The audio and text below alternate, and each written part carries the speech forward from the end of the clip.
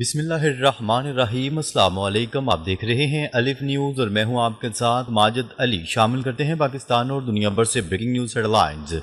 دوبارہ خطرات کا سامنا ہوا تو توانائی اور انٹرنیٹ سے جڑا عالمی انفراسٹرکچر تباہ کر دیں گے، پاسداران انقلاب نے خبردار کر دیا۔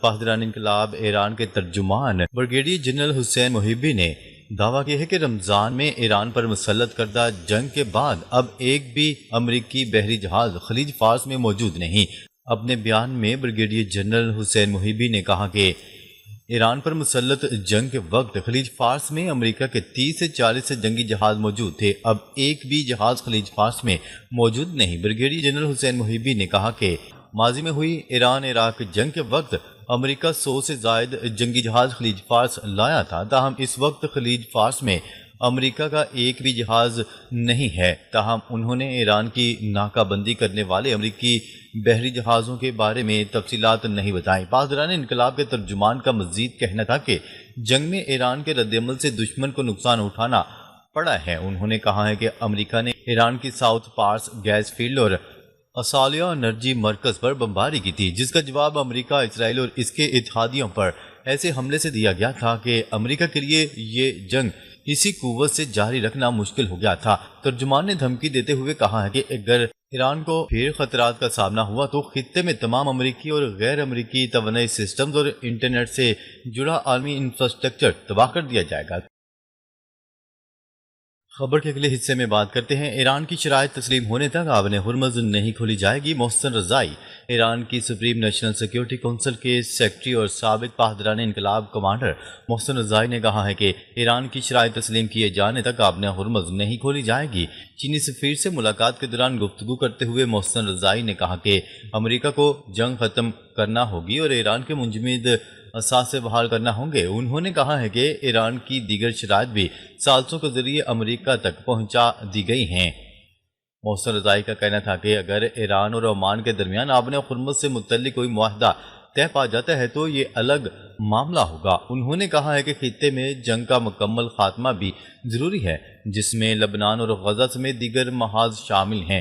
ایرانی عہدیدار نے واضح کیا کہ آبِ ہرمز کو دوبارہ کھولنے کا معاملہ امریکہ کے رویے میں تبدیلی اور ایران کی شرائط تسلیم کیے جانے سے جڑا ہوا ہے۔ ایرانی حکام اس سے قبل بھی واضح کر چکے ہیں کہ آبِ ہرمز کو دوبارہ کھولنے کا فیصلہ امریکی اقدامات اور ایران کی شرائط پر پیش رفت سے مشروط ہے۔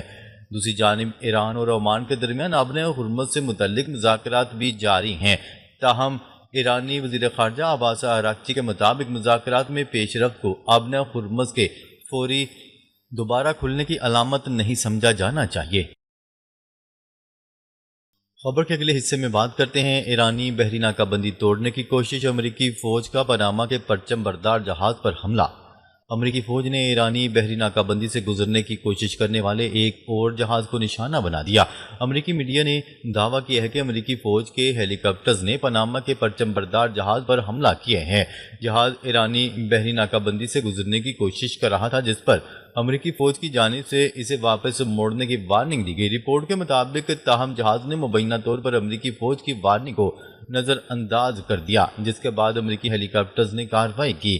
رپورٹ میں بتایا گیا ہے کہ امریکی فوج نے جہاز کے اگلے حصے پر فائرنگ کی۔ ابتدائی اطلاعات کے مطابق کارروائی کا مقصد جہاز کو آگے بڑھنے سے روکنا تھا۔ واقعے کی مزید تفصیلات اور جہاز کو پہنچنے والے ممکنہ نقصان کے بارے میں فوری طور پر مکمل معلومات سامنے نہیں آ سکی۔ امریکی میڈیا کی رپورٹ کے مطابق واقعہ ایرانی بحری ناکہ بندی کے تناظر میں پیش آیا، جس کے باعث خطے میں جاری کشیدگی کے دوران ایک اور اہم پیش رفت سامنے آئی ہے۔ امریکی فوج یا ایرانی حکام کی جانب سے واقعے پر تفصیلی موقف سامنے آنے کے بعد ہی صورتحال کی مزید وضاحت ہو سکے گی۔ خبر کے اگلے حصے میں بات کرتے ہیں۔ گزشتہ ماہ ترکیہ سے خفیہ فوجی پرواز کے بعد جس طیارے میں سفر کیا گیا وہ زیادہ خطرے میں تھا۔ ڈونلڈ ٹرمپ نے بڑا بیان جاری کر دیا۔ امریکی صدر ڈونلڈ ٹرمپ نے ایران کی دھمکیوں کے باعث خفیہ پرواز کے ذریعے ترکیہ سے واپسی کے واقعے پر لبکشائی کر دی۔ امریکی صدر ڈونلڈ ٹرمپ نے صحافیوں سے گفتگو کرتے ہوئے کہا کہ گزشتہ ماہ ترکیہ سے خفیہ فوجی پرواز کے بعد جس طیارے میں سفر کیا وہ زیادہ خطرے میں تھا۔ ڈونلڈ ٹرمپ نے کہا کہ طیارہ تبدیل کرتے وقت میں سیکرٹ سروس کی ہدایات پر عمل کر رہا تھا۔ جس طیارے پر سفر کر رہا تھا اس سے زیادہ خطرہ ہو سکتا تھا۔ ایران پر بھروسہ نہیں۔ اس سے پہلے امریکی اخبار نے گزشتہ ماہ نیٹو اجلاس کے بعد امریکی صدر کی ترکیہ سے نکلنے کی حیران کن رپورٹ جاری کی تھی۔ امریکی اخبار نے انکشاف کیا تھا کہ گزشتہ ماہ دورہ ترکیہ سے ڈونلڈ ٹرمپ کی خفیہ واپسی ایران سے ملی دھمکیوں کی وجہ سے ہوئی۔ انقرہ ایئرپورٹ پر ڈونلڈ ٹرمپ کیمروں کے سامنے ایئر فورس ون میں سوار ہوئے تھے، لیکن ڈونلڈ ٹرمپ کو خفیہ طور پر ایئر فورس ون سے کیٹرنگ ٹرک کے ذریعے دوسرے طیارے میں پہنچایا گیا اور ڈونلڈ ٹرمپ ترکیہ سے ایئر فورس کے C-32A طیارے میں برطانیہ پہنچے۔ امریکی اخبار کے مطابق ایئر فورس ون میں صحافیوں کو کھڑکیوں کے شیڈ گرائے رکھنے کی ہدایت کی گئی تھی۔ صحافی اور وائٹ ہاؤس کا عملہ یہ سمجھ رہا تھا کہ Donald Trump air force one میں ہی موجود ہیں، البتہ یہ واضح نہیں کہ برطانیہ میں ڈونلڈ ٹرمپ کو واپس ایئر فورس ون طیارے میں کیسے پہنچایا گیا۔ خبر کے اگلے حصے میں بات کرتے ہیں ایران کا عراق میں کرد ٹھکانوں پر بڑا حملہ، میزائل اور ڈرونز داغ دیے۔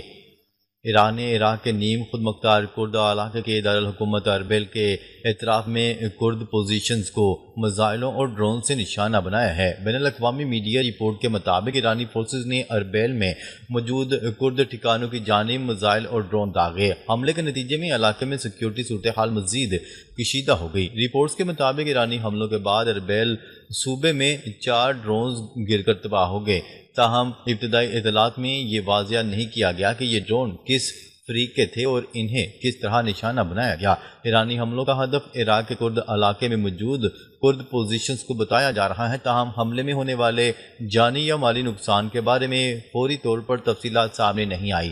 اربیل اور اس کے اطراف کا علاقہ پہلے بھی ایران اور کرد مسلح گروہوں کے درمیان کشیدگی کا مرکز رہا ہے۔ ایران ماضی میں عراق کے گرد علاقوں میں موجود بعض ایرانی کرد گروہوں کے ٹھکانوں کو اپنی قومی سلامتی کے لیے خطرہ قرار دیتا رہا ہے۔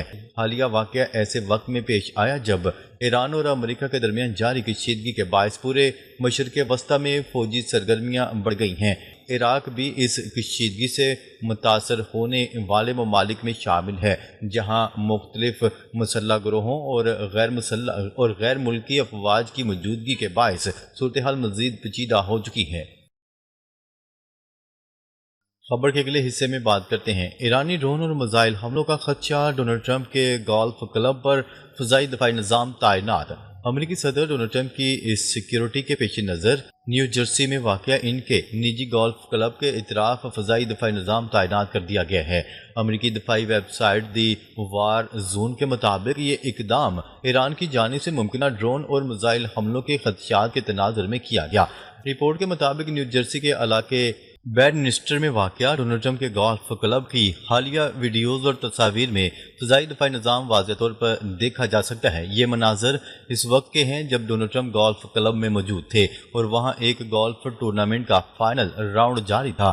امریکی دفاعی ویب سائٹ کے مطابق تصاویر میں ڈونلڈ ٹرمپ کے پس منظر میں مختصر فاصلے تک فضائی اہداف کو نشانہ بنانے والا ایونجر ایئر ڈیفنس سسٹم نظر آ رہا ہے۔ اس کے علاوہ علاقے میں سینٹینل ایئر ڈیفنس ریڈار بھی نصب دکھائی دیا۔ رپورٹ میں بتایا گیا ہے کہ وائٹ ہاؤس نے ان ویڈیوز اور تصاویر کی اصلیت کی تصدیق کی ہے، جس سے ظاہر ہوتا ہے کہ امریکی صدر ڈونلڈ ٹرمپ کی موجودگی کے دوران گولف کلب کے اطراف سیکیورٹی کے غیر معمولی انتظامات کیے گئے تھے۔ چین کا بھارت کے غیر قانونی قائم کردہ اروناچل پردیش کو تسلیم کرنے سے انکار۔ چین کی وزارت خارجہ کے ترجمان نے بھارت کی جانب سے 7 اگست کو نام نہاد اروناچل پردیش میں 27 مقامات کے معیاری نام جاری کیے جانے کے حوالے سے اپنے ریمارکس میں کہی۔ انہوں نے کہا کہ زنگنان خطہ چین کا علاقہ ہے۔ ان کا کہنا تھا کہ چین میں طویل عرصے سے استعمال ہونے والے ناموں کو اپنے نام نہاد معیاری ناموں سے تبدیل کرنے کی بھارت کی کوشش غیر قانونی، بے اثر اور کالعدم ہے۔ انہوں نے کہا کہ بھارت کا یہ اقدام اس حقیقت کو ہرگز تبدیل نہیں کر سکتا کہ زنگنان خطہ چین کا حصہ ہے۔ خبر کے اگلے حصے میں بات کرتے ہیں روس شمالی کوریا کی مدد کے بغیر مزید جنگ جاری نہیں رکھ سکتا، زیلنسکی کا دعویٰ۔ زیلنسکی کا دعویٰ ہے کہ روس کی تاریخ میں پہلی بار اس کے پاس کوئی اسٹریٹجک ذخائر باقی نہیں رہے اور وہ شمالی کوریا کی مدد کے بغیر جنگ نہیں لڑ سکتا۔ یوکرینی صدر نے دعویٰ کیا کہ روس کو شمالی کوریا سے مزید فوجی دستے اور بیلسٹک میزائل موصول ہو رہے ہیں، جبکہ شمالی کوریا کے 30,000 سے 50,000 فوجیوں کو روس میں تعینات کرنے کا فیصلہ کیا گیا ہے تاکہ ماسکو کو یوکرین کے خلاف جنگ میں مدد فراہم کی جا سکے۔ زیلنسکی نے کہا کہ روس اور شمالی کوریا کے بڑھتے ہوئے فوجی تعاون کے اثرات صرف یوکرین تک محدود نہیں رہیں گے بلکہ اس کے دورس اثرات دیگر ممالک تک بھی پہنچ سکتے ہیں۔ ان کا کہنا تھا کہ یوکرین کے خلاف جنگ میں شمالی کوریا کے میزائلوں اور فوجیوں کی شمولیت سے پیونگ یانگ کو حقیقی جنگی حالات میں اپنے ہتھیاروں اور فوجی صلاحیتوں کو آزمانے کا تجربہ حاصل ہو رہا ہے۔ ناظرین، اب تک کے لیے اتنا ہی۔ مزید خبریں لے کر بہت جلد آپ کی خدمت میں حاضر ہوں گے۔ تب تک کے لیے اپنا خیال رکھیے گا۔ اللہ نگہبان۔